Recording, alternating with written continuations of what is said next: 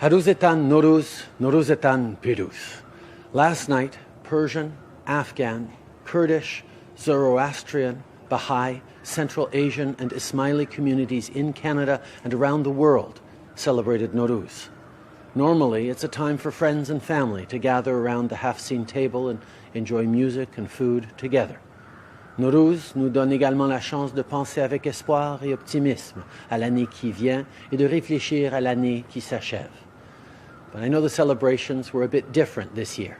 Many festivals were cancelled and people are social distancing at home. To the families and friends who are marking their first Nowruz without loved ones who are on Flight 752, know that we are here for you. It's what we do in Canada. We pull together and we support one another during tough times. And this isn't an easy time, but it's going to get better, and when it does, we'll all have something to celebrate.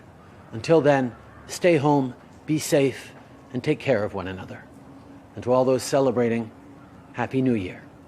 Au nom de notre famille, Sophie et moi souhaitons à tous ceux qui célèbrent cette fête nos meilleurs vœux de bonheur pour la nouvelle année. Nowruz, pîroz.